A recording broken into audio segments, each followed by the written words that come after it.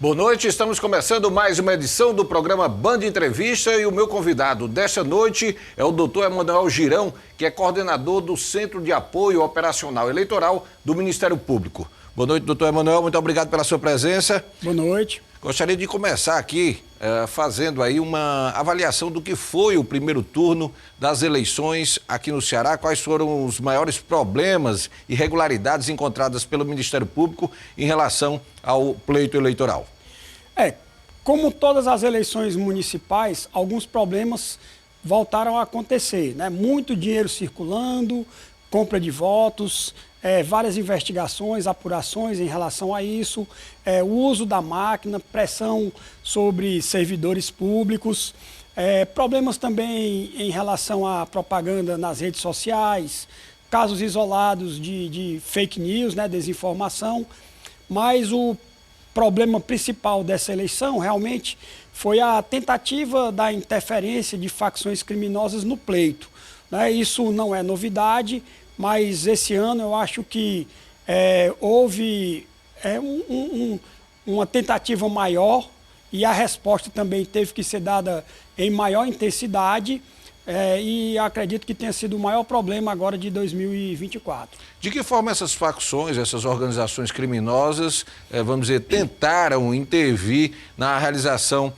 das eleições municipais, principalmente no interior do estado? Olha, o que se sabe é que as facções criminosas elas atuam basicamente de duas formas.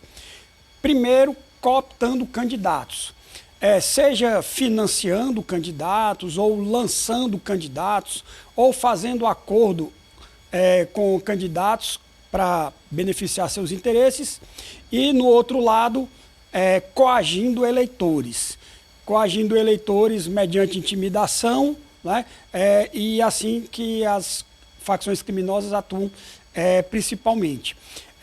Normalmente, a gente percebe a atuação quando há uma externalização através de ameaça, de violência, e aí é dada a resposta. Mas o trabalho de detectar candidaturas, candidatos infiltrados ou financiamento de candidatos é um trabalho mais trabalhoso, que demanda um trabalho de inteligência, uma investigação mais aprofundada, mas basicamente é assim que acontece. E também é bom ressaltar que não é um problema só do Ceará, é um problema nacional que merece uma atenção de todos, né, para que ele não se torne ainda mais grave nas eleições futuras.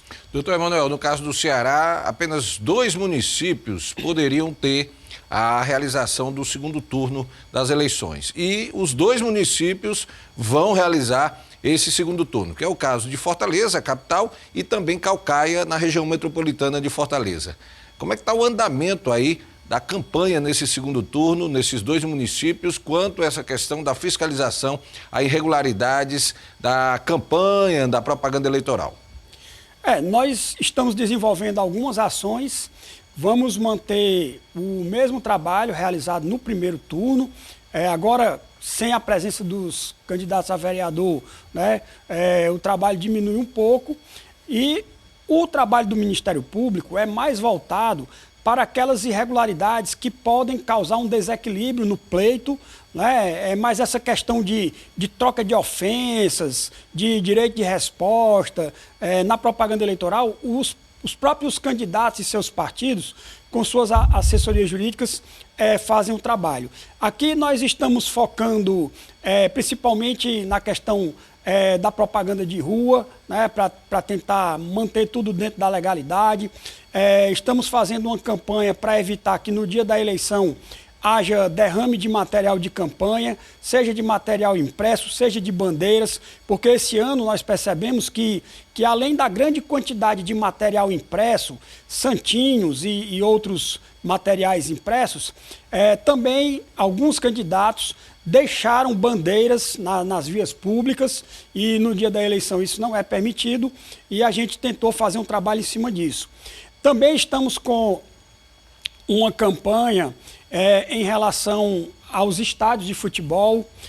No último jogo do Fortaleza com o Atlético Mineiro, nós fizemos uma campanha para que não se realize propaganda dentro dos estádios. No sábado que antecede a eleição, também faremos essa campanha, porque mesmo sendo um jogo de uma torcida só, as torcidas estão divididas e isso a realização de campanha dentro das dependências do estádio, eu estou falando nas arquibancadas, nos camarotes, nos estacionamentos, porque do lado de fora tudo bem, não tem problema. Mas dentro do estádio, isso pode ser um estopim para um conflito e a gente sabe que dentro do estádio o ânimo é muito acirrado, então a gente também está com essa campanha para evitar qualquer tipo de problema, seja relacionado à campanha, seja relacionado ao próprio direito do torcedor. Nós estamos entrando nesta última semana de campanha, né, do segundo turno. A propaganda eleitoral, no caso, ela vai até a próxima sexta-feira, não é isso?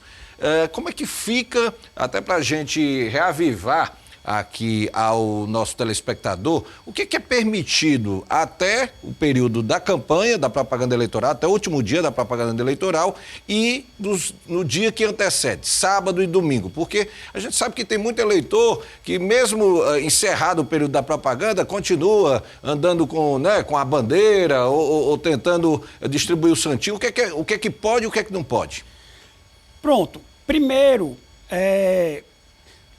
termina a permissão para a realização de comícios no mesmo dia do horário eleitoral gratuito.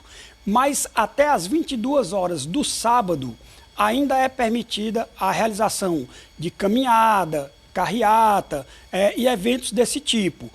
Com bandeiraço, a participação, né? Bandeiraço, adesivaço, né, distribuição de material impresso, com a utilização de carros elétricos. Desculpe, com a utilização de carros de som. Trios elétricos, eles não são permitidos em nenhum momento da campanha, como também o showmício, que é o comício com apresentações artísticas remuneradas ou não. No sábado, às 22 horas, encerra essa possibilidade, né, de carreatas, caminhadas, distribuição de material impresso, e no dia da eleição, todas aquelas propagandas que eram permitidas, elas passam a ser proibidas. Não pode mais distribuir material, né? Não pode mais fazer carreata, caminhada.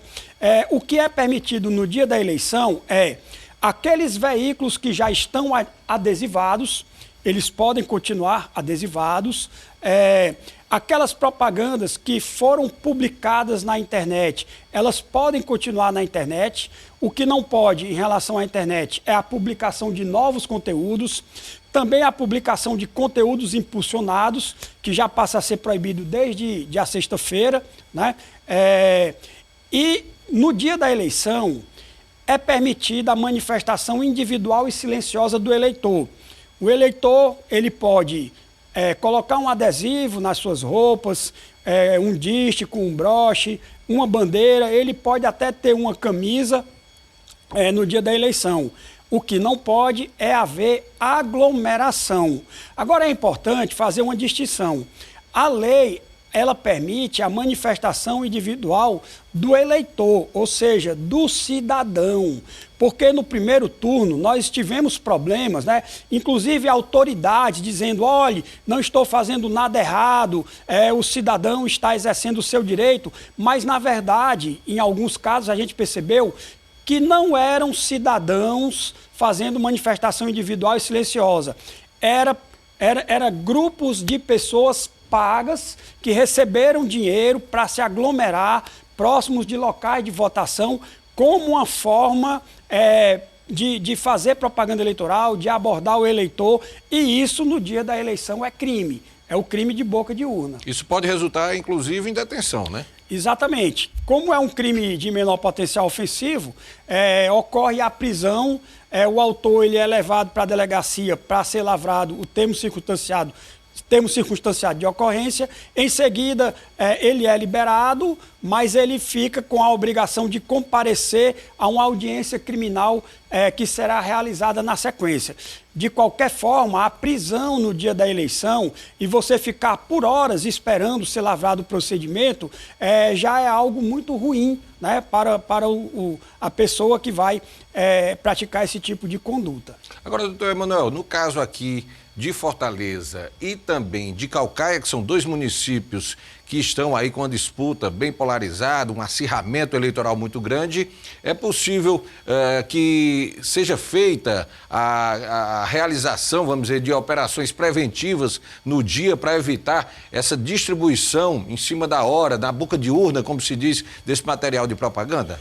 Olha, com certeza, não apenas no dia da eleição, mas nessa reta final, principalmente nos dias que antecedem a eleição, é preciso fazer um trabalho de investigação, de inteligência, para detectar movimentação ilegal de dinheiro. A gente sabe que nos dias que antecedem a eleição há uma grande quantidade de dinheiro em espécie circulando, dinheiro que é usado para práticas ilícitas, principalmente a compra de voto, e isso ficou muito patente no primeiro turno, porque houve diversas apreensões aqui no Ceará, em diversos municípios.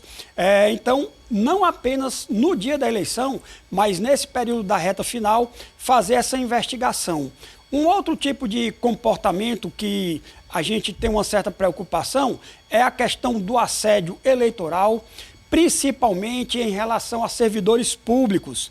Há notícias de que são realizadas reuniões tentando forçar os servidores públicos a se engajarem em campanha, em participar de atos de campanha, em fazer publicação nas redes sociais, né? E isso configura também um ilícito muito grave, porque se for feito por um agente público, isso vai caracterizar o abuso de autoridade, pode caracterizar uma conduta vedada e a consequência é a mais grave possível, que é a cassação do registro ou a cassação do diploma. Agora, como é que pode-se dar, vamos dizer, essa constatação, esse flagrante? É através de denúncia? Como é que funciona essa investigação nesse sentido, nessa modalidade aí de crime eleitoral?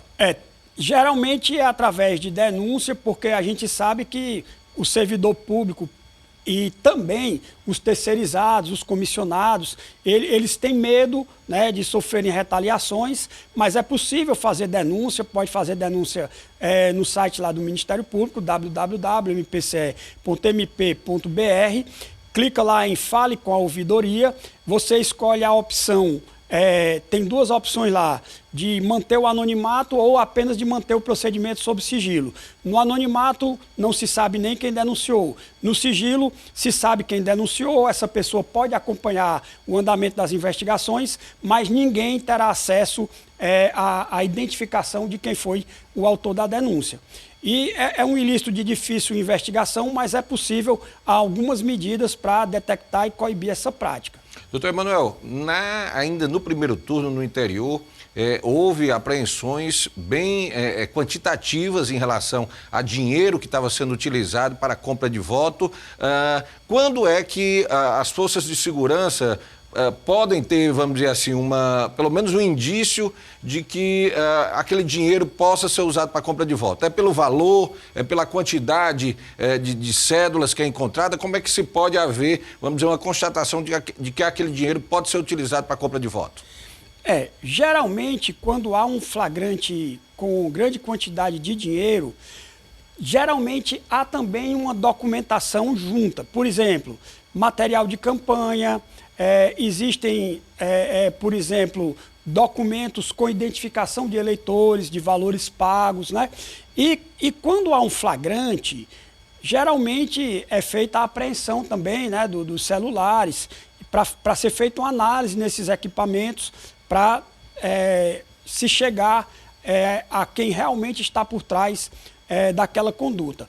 Mas essas prisões, esses flagrantes com grande quantidade de dinheiro, demandam uma investigação anterior, né? A maioria das operações que foram realizadas, houve esse trabalho de investigação ou do Ministério Público, ou da Polícia Federal, ou da Polícia Civil, né? Porque é muito difícil assim você acertar isso aí em um acaso, né? Tem que ter uma investigação prévia para se chegar a esse resultado. Doutor Emanuel, para a gente finalizar, estamos chegando ao final do programa, gostaria que o senhor repetisse os canais de comunicação do Ministério Público Eleitoral para o caso de denúncias por parte de eleitores e também das campanhas eleitorais, no sentido de evitar esse cometimento de crime eleitoral aí na reta final de campanha. Na propaganda eleitoral, pode ser usado o aplicativo Pardal para irregularidades na propaganda, geralmente são irregularidades de menor importância, né, só na propaganda. Para ilícitos mais graves, pode procurar o promotor eleitoral ou pode ir ao site do Ministério Público, www.mpce.mp.br. Lá tem uma caixinha Fale com a Ouvidoria, clica lá, pode anexar arquivos de áudio, arquivos de vídeo, arquivos de texto, e isso vai acarretar uma investigação por parte do Ministério Público. Mas é importante o cidadão saber que quanto mais elementos ele trouxer, melhor. Por exemplo, data, local, as pessoas que estão em um vídeo ou em uma fotografia. Se tiver veículos, procurar bater a foto da placa, né, ou o vídeo da placa. Então, esses elementos facilitam, porque muitas vezes o cidadão acha que está fornecendo elementos para a investigação, mas ele coloca uma foto, um vídeo e não é possível identificar as pessoas, o local, a data, e realmente fica difícil chegar a um resultado efetivo.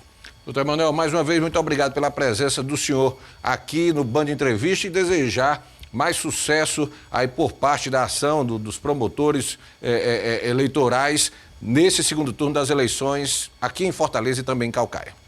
Eu que agradeço, muito importante esse trabalho de esclarecimento, e o Ministério Público está sempre à disposição, né, realizando seu trabalho em prol da sociedade e de eleições limpas e confiáveis. Muito obrigado, doutor Emanuel, mais uma vez, e eu vou agradecendo a sua audiência e marcando já um compromisso aqui em mais uma edição do Band Entrevista no próximo sábado. Até lá, então.